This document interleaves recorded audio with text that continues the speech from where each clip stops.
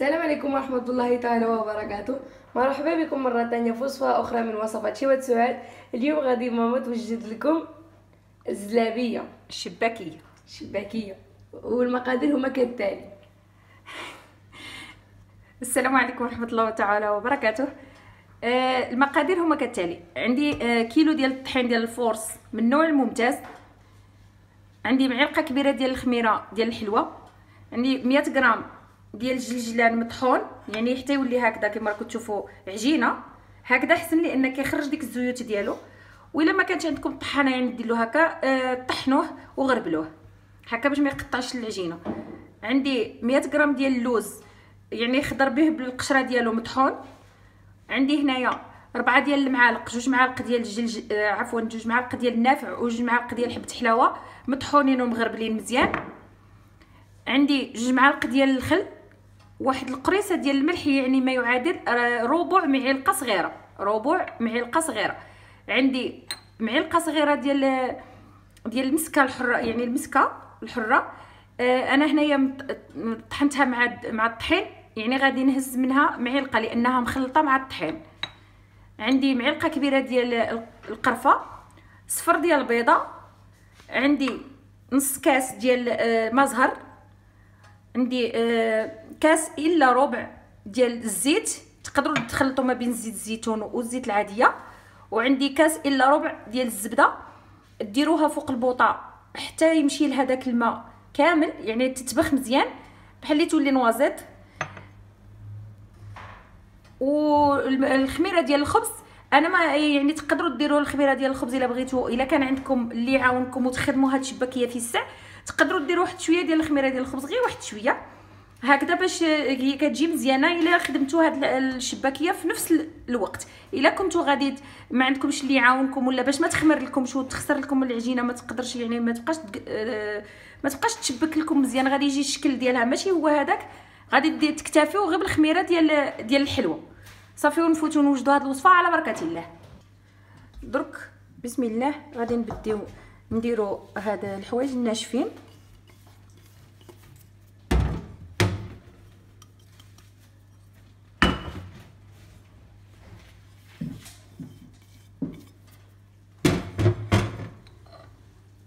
داك الراس ديال المعلقه ديال الملح، نديرو معلقه صغيره هذا لانني مخلطه الطحين مع المسكه الحره.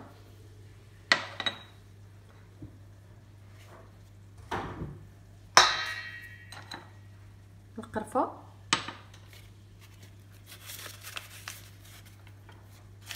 معلقه كبيره ديال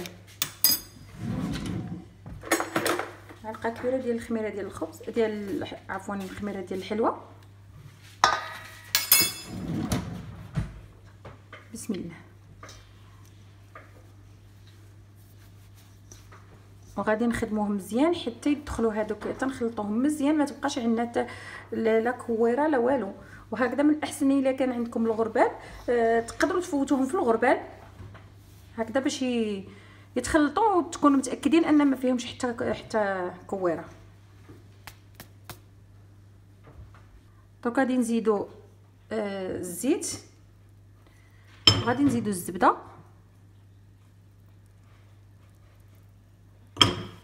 وغادي نبسوهم كما نديروا الحرشه مزيان حتى يدخلوا هاد الدهون، تدخل مزيان في الطحين، تخلط مزيان. والا كان عندكم الوقت تقدروا تخليوها، يعني تقدروا ديروا لها هكذا وتخليوها حتى من بعد وتخدموها، يعني ما تزيدوش عليها غير الماء، ولا تخليوها هكذا مده واخا حتى الغدا عليه وتخدموها هكذا باش تدخل ديك الدهون مزيان في الطحين وتجي حسن.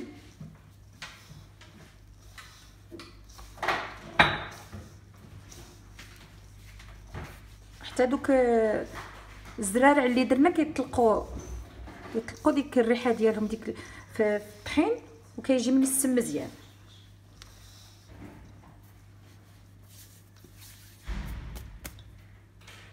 هنا بعد ما خلطناهم مزيان كما راكم تشوفوا هكذا، يعني كلشي دخل المقادير دخلوا مع بعضياتهم، وديك الدهون شربها مزيان الطحين. درك باقي لنا هنايا نص كاس ديال الخل، والكاس ديال وكاس قل واحد شويه ديال الماء، نقدروا يعني نعبروا كاس ديال العنبه. انا هاد الكيسه اللي قلت لكم كاملين ديال العنبه، يعني نقدروا نديروا كاس قل شويه على حسب العجينه، على حسب الطحين. وباقي لنا هنايا الصفر ديال البيضه والخل. صافي درك غادي نبداو نزيدوا هاد المقادير. صافي درت صفر ديال البيضه، نديروا معلقه ديال الخل. هنا عندي 2 معالق ديال الخل، يعني الخل يبقى لكم على حسب واش بغيتوها تجي هشيشه بزاف ولا شويه، لان الخل كيهشها بزاف. وغادي نزيدوا ما زهر، غادي نبداو نخلطوا مع الماء هكذا. الماء نزيدوه شويه بشويه.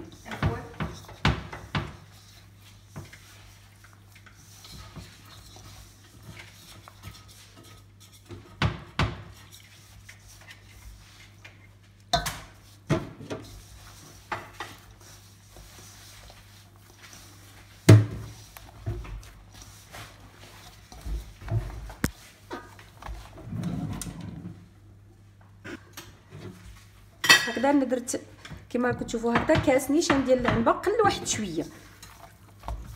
صافي جا هو هذاك، يعني باش ما تجيناش كما تعرفوا الزلابيه يعني ما خصهاش تكون جاريه، وايضا ما خصهاش تكون قاصحه، يعني حتى ما نقدروش نسرحوها.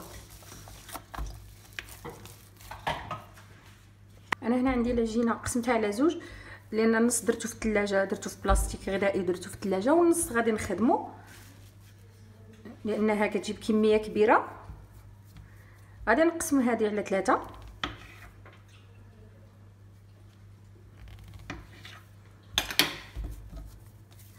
غادي نقسموها على 3. غادي نديرها في البلاستيك غذائي ضروري، لان البلاستيك هو اللي كيخليها رطبه.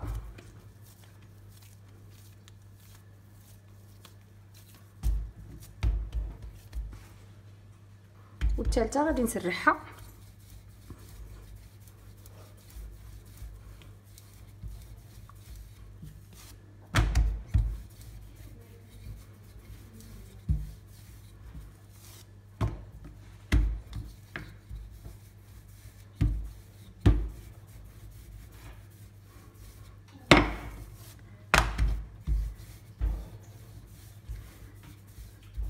هكا ندير لها هكا بحال اللي راه حنا نديروا العجين المورق، وهي هكذا غير باش تساوى لنا، يعني ماشي باش اننا نورقوها، هي باش العجينه تقادد.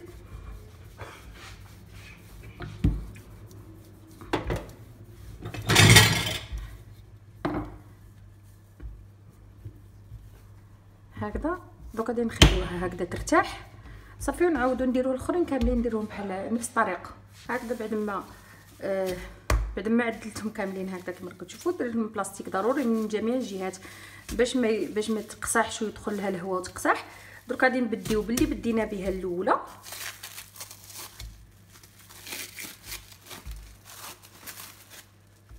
هكذا غادي نبديو نسرحوا.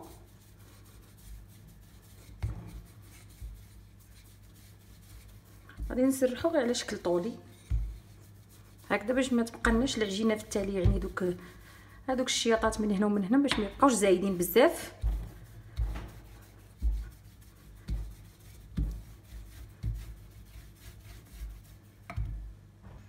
بعد ما رققنا العجينه كما راكم تشوفوا هكذا في شكل طولي، يعني ما يبقاش بزاف ديال الجناب، غير واحد شويه هكذا.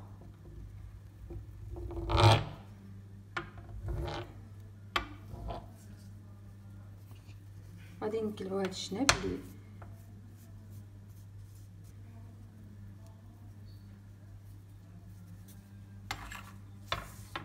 هادو ضروري نديروهم في الميكا هكذا باش ما يقصاحوش. ودرك غادي نحسبوا 1 2 3 4 5 و6 نقط.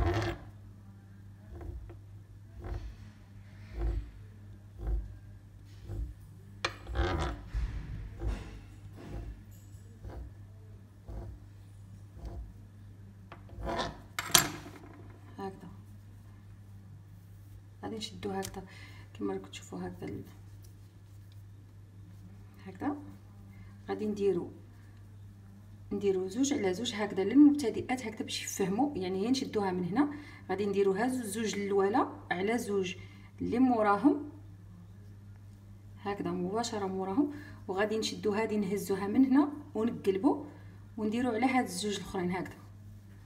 صافي غادي نقلبوا لهاد الجهه، لان هاد الجهه اللي كانت على الارض هذه الجهه اللي تكون ملسه، غادي نشدو هذا مع هذا وغادي نزيروهم هكذا هكذا كما راكم تشوفوا هكذا. غادي نديرو يدنا هنا ونقلبوا هكذا ونقلبوا غير في البلاصه هكذا. بالمبتدئات اللي ما عمرهم ما داروا الشباكيه كتجي ساهله هاد الطريقه هكذا كما راكم تشوفي هكذا، ونزيرو هنايا وهنايا. صافي هكذا غادي نجيبوا الموس ونقطعوا هاد اللي زايدين بزاف. العجينه انا هنا قسمتها على زوج كما راكم تشوفوا هكذا، وحده غادي نديروها في بلاستيك باش ما تنشفش، وحده غادي نسرحوها شويه. انا عندي غادي نسرحها يعني بالماشينه، واللي الا بغيتو تسرحوها بالدلاك يعني تقدروا تسرحوها بالدلاك، تجي سهله حتى بالدلاك. غادي من بعد غادي نوريكم وحده لان تجي سهله، العجينه ما تقطع ما والو. انا هنا غادي نديرها في الرقم 5. نتوما على حسب الماشينات، كاينه الماشينه اللي كتكون الرقم ديالها يعني بالمقلوب، كيكون واحد هو الرقيق. انا سرحتها شويه بالدلاك، الا ما سرحتوهاش بالدلاك ديروها في واحد الدرجه شويه عريضه، ومن بعد عاد تعاودوا ديروها وترققوها. ها هي درك بعد ما رققتها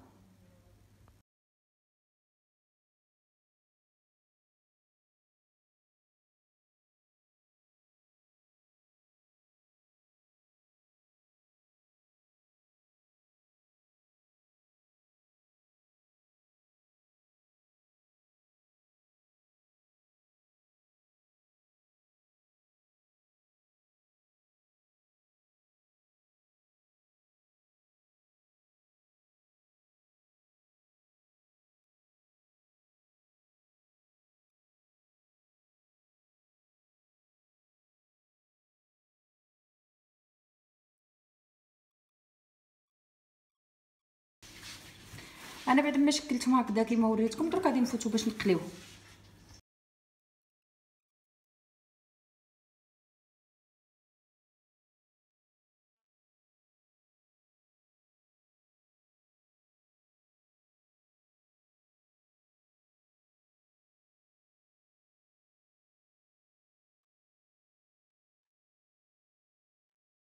الشكل النهائي ديال الشباكيه ديالنا هو هذا. كتجي هشيشه بزاف، تذوب في الفم وتجي بنينه. نتمنى انكم تجربوها لانها وصفه ناجحه للمبتدئات اللي خافوا ما تصدق لهم شي وصفه. ننصحكم بهذه. انا غادي نعطي لبنتي درك الذوق